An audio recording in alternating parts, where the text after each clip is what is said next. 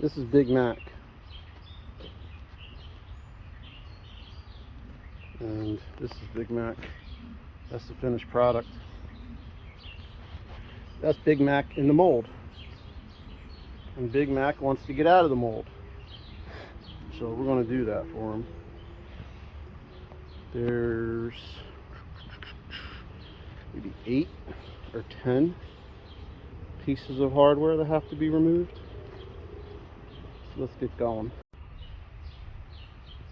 So there he is, fresh out of the latex, or fresh out of the fiberglass. You see all the detail in him. It only took about 3 or 4 minutes to unscrew all the hardware. Now back when I first started, I would have made this, there would have been 3 holes instead of 2, because you think that you need as much hardware on this mold as possible so it doesn't fall apart. I mean, it makes sense, but you can really do more with less, and that's what I found out through the years of making these larger molds. And the other thing I wanted to say is I don't use a mold release for my latex molds. What I do is I spray alcohol on the model or on the concrete and on the latex rubber as I'm tearing it apart. And I found that if I were to do a mold release before I pour the concrete into the mold, I always got more air pockets. I always had more work to do at the end with filling in holes on the statue. So now I just do it the opposite. I only use alcohol. I don't use castor oil. It's straight alcohol, and that works for me. And that's what it's all about. It's finding out what works for you, and that's what that's what works for me.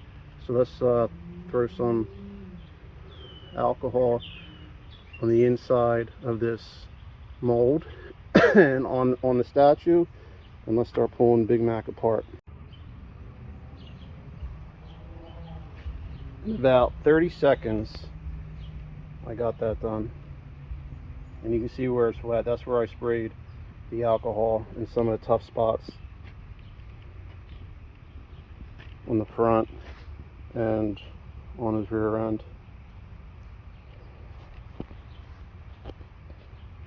So let's finish pulling them apart. Now you want to be gingerly. And this is called a cavity, or I forget what the heck they call it, but it's not a cavity. I forget what the hell this is called.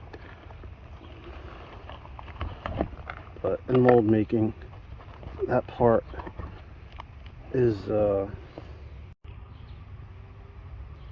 had to use 2 hands on them, but it was a tight fit.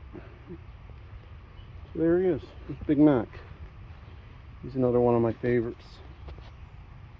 I've yet to sell any. I'm starting to build up an inventory on them, and I'm working on my colors on how I want him painted.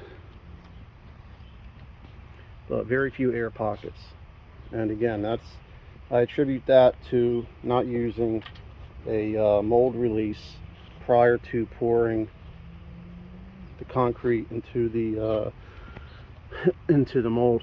You can see a little one here, but again, there's little ones will get filled in when I paint, and I'm not worried about that.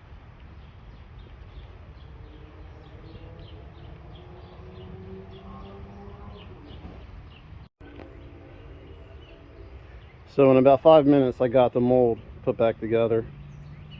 About 8 pieces of hardware, or 8 holes. And again, I'll make sure that there's no concrete or dust inside of here.